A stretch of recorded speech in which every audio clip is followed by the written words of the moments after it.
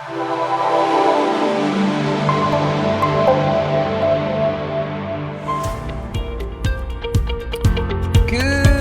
morning, Max. How are you doing today?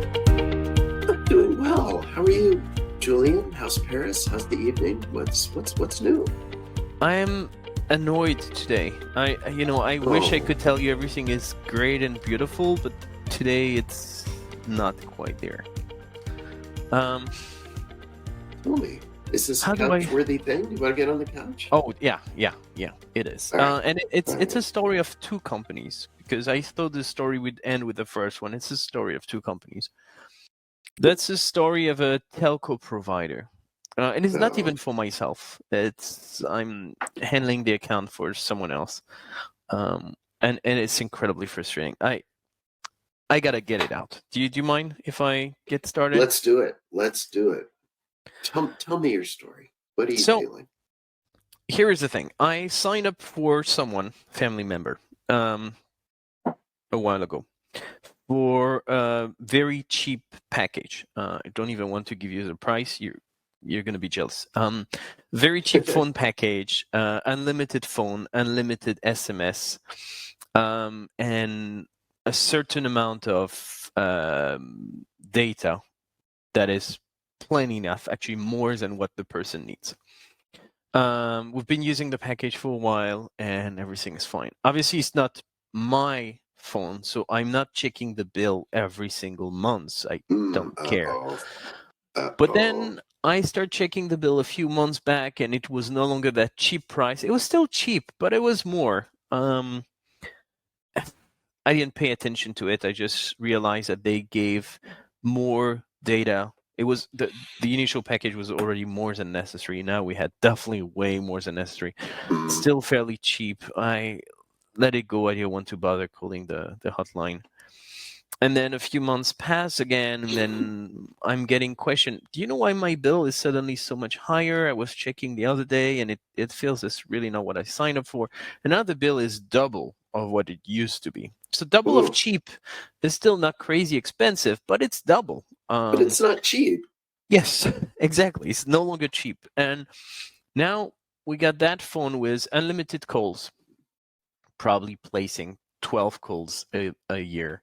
With that number of SMS, which I know it's still kind of hot in the US, but right here, everything goes through WhatsApp or Facebook Right, Messenger. No one right. really uses SMS anymore. And then we got 120 gigs of data. I mean, we're on Wi-Fi all the time. If we use 2 or 3 gigs at most, it's already a pretty crazy month, and it's It's really when we're crazy. traveling. So Right, 120 right. gigs, what do I need that for? So I called the hotline. Did I call? No, sorry. I messaged them. They had that live chat. So I messaged them, go through the chat bot that doesn't understand anything. Doesn't matter. Pretty quickly, let me go talk to a human being. And then the human being tells me, oh, yeah, I realize your package has been upgraded twice. And you had 1 month free. And then you've been paying for 3 months. Say, yeah, well, I don't need that, so please cancel it. Sorry, no can do. And since it's more than 3 months or 4 months ago, we can't do anything about it. Have a nice day. End of the chat. So at this point, Oof. pretty upset. Oof. So I get back on the live chat, go through the chat bot, say I'm pretty upset with how the conversation was handled previously because that was not the end of the conversation. It's not because you say goodbye that I'm satisfied with your answer. So can you put me back with So say whatever agent? hello. Yeah. So we go back to it, and I say, look, I don't care if it has been 4 months. I signed up for whatever, 20 gigs or whatever it was, or 30 gigs. I'm not 120.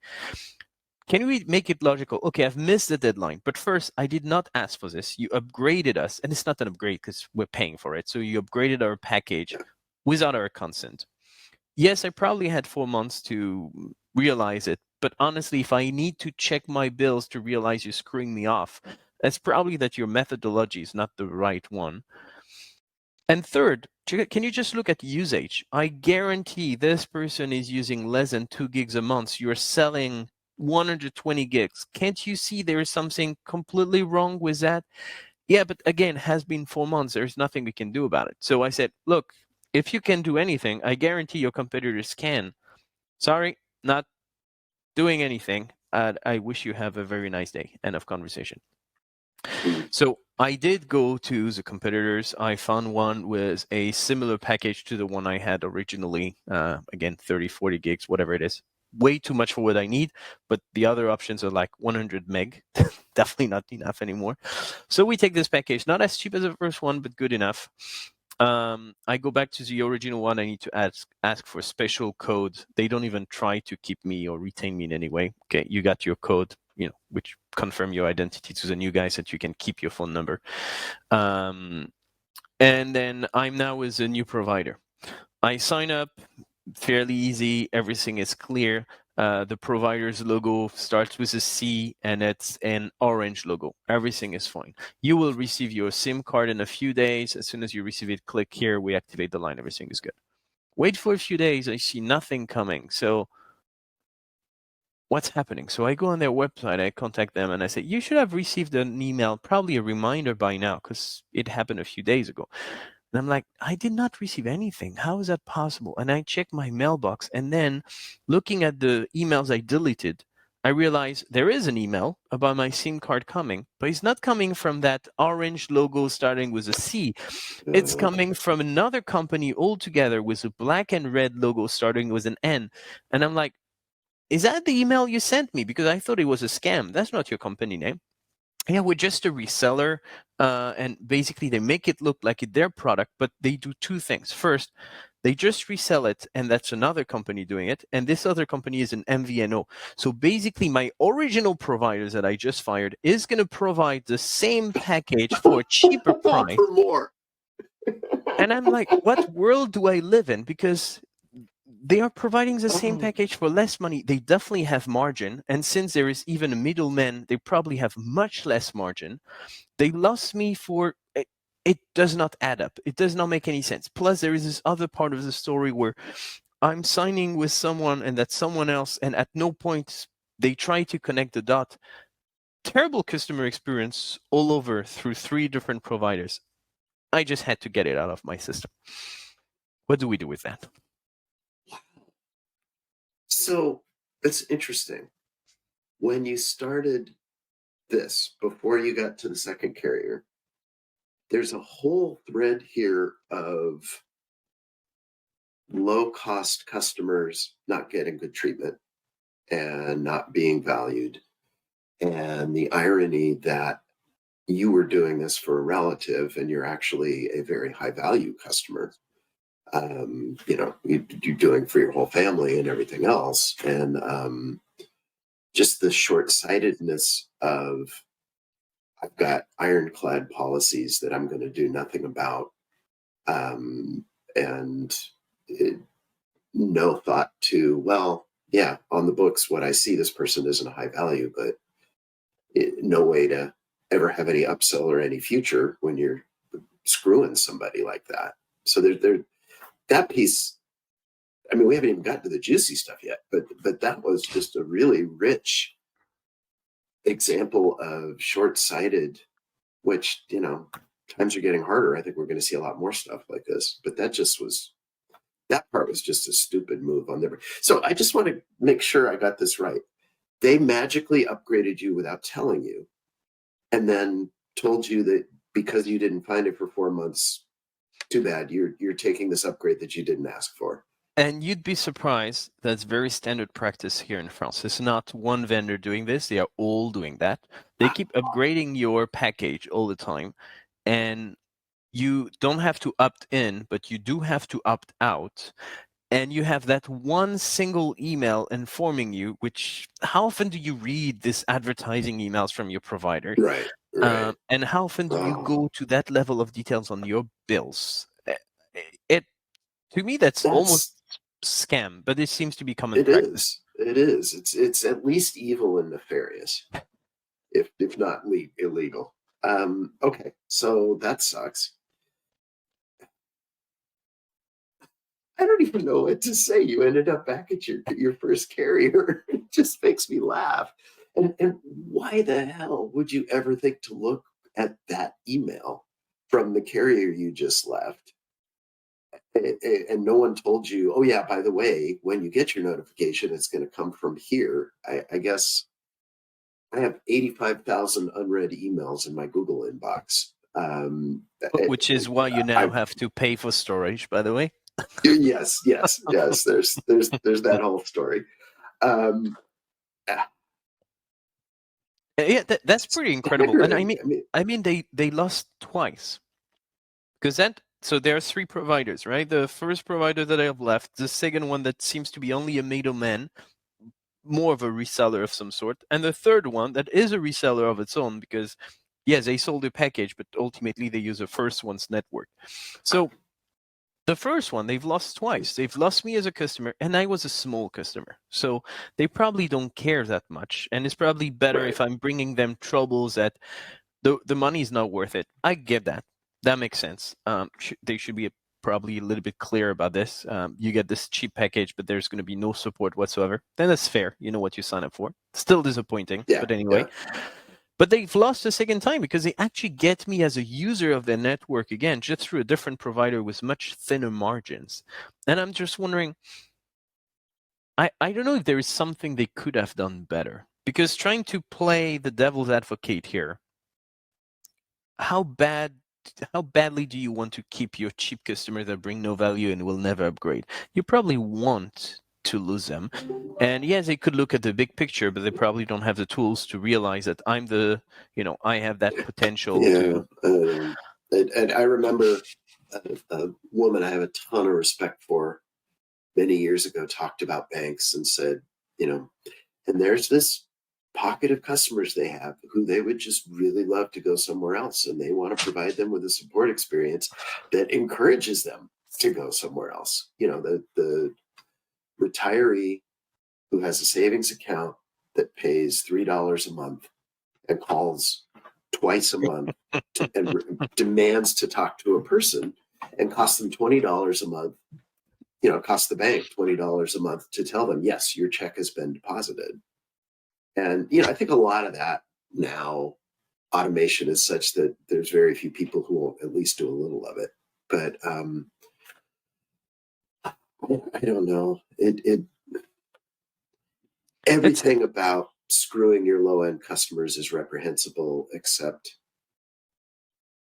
the financial incentive to do it makes so much sense.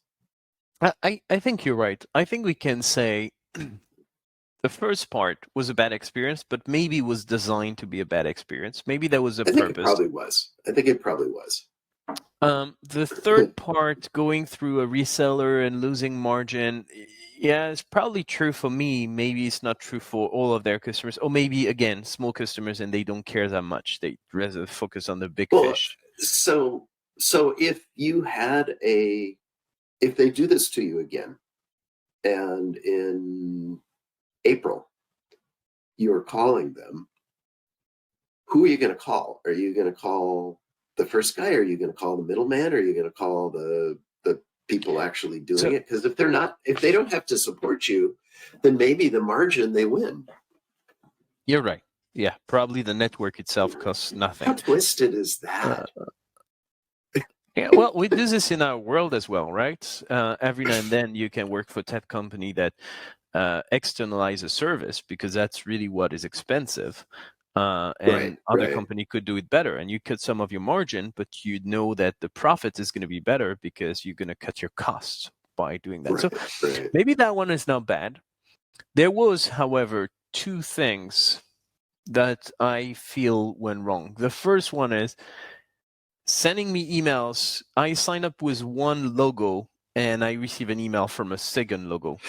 This one is broken. That is broken. They either need to invest the not very much to have the emails come from them or appear to come from them, or just make it very clear. Exactly. Yeah, exactly. And because it's so confusing, and it almost feels like scam as well, because I sign up with a provider I know. I'm familiar with this company because they used to provide me with, like, change recently. They also were my electricity provider. It's crazy the number of stuff they sell these days. They are like the local Amazon selling electricity, gas, phone package, and all of that. That's unbelievable. But anyway, I sign up with them because I trust them, and then I end up with a completely different provider I would never have considered in the first place. I wish they would be a little bit more transparent. So that was one thing. And the other thing, again, it seems to be common in France, but I don't get it. And apparently you coming from the US don't accept it either. It's upgrading your package without telling you. Yeah, if It's not okay. I mean, it's a great way to make money, not a great way to keep loyal customers. But again, maybe they don't do it with a high-end customers. Maybe they do it with a low-end customers. I mean, I would get the logic of that. I would not say it makes sense, but I would get the logic of that. That, you know, you don't do it. Your high end guys, you're selling profitably. Your low end guys, you're scraping razor thin margins. Here's a trick to bump that up. But like, But you know what annoys? Sorry, go ahead. If I'm the thing is, you're screwing the people who can afford to be screwed the least. You know, if I'm a guy who's buying the cheapest possible plan because that's, you know, my budgets are that tight, you know, boom, here's a 20% increase you didn't notice. So there is that. There is a financial issue, and there is a reason why I'm managing this account on behalf of someone else, is because that person is not able in this new world we live in to manage everything through online, because nowadays you no longer go to the local store. And I believe you told us a story where you were managing, I think that was your dad's phone package that you were managing at the time. And it feels like, do you really feel this person is actually going to read every email, or are you actually bidding on the fact that you know she's not going to read the email and it's going to take at least X months before she finds out, so that you can take advantage of it? And that feels even more like... I would be willing to bet, when this price model was put forth and these upgrades were proposed, that part of the calculation was the percent of people who would not notice. And they had, if we deadline at 2 months, what's the revenue? If we deadline at 3 months, if we deadline at 4 months, and I'm sure they had all that. It was premeditated completely. I just can't believe it wasn't. So anyway, that's where I am today. Bad story. I feel slightly better telling you what happened. I'm actually hoping the service is going to be good, but honestly, the service was good with the initial provider. So I'm just hoping that going through 2 resellers, I'm still going to get the same quality of service. And I'm pretty sure I'm going to get even worse support. But I guess if that's the case, there'll be ground for a new story then. I was going to say, I don't know what worse support looks like. I guess the other thing at this point is you need to make sure you're checking your emails from, I'm not sure which of the 3 companies will send you the email saying they're upgrading what they charge you. But it's good. You'll get to read every one of all 3 companies' ads from now in perpetuity. What could be better? Excellent. I'm going to go and cry now, but I will see you next week, and that will be your turn to cry on my shoulder. All right, I will do that. And this was a rough one. Sorry. I just, it just proves companies are evil. Well, you know what? It's actually... Exactly. So we're on episode 101. So that's really customer experience 101. What you should never do. Perfect episode for that. Perfect way to start December. There you go. I wish you have a great holiday season. I will talk to you next week anyway, Max. And please come back with a great story as well. All right, I'll do that. Thanks, Thank Julien. you. Take care. Bye. Bye.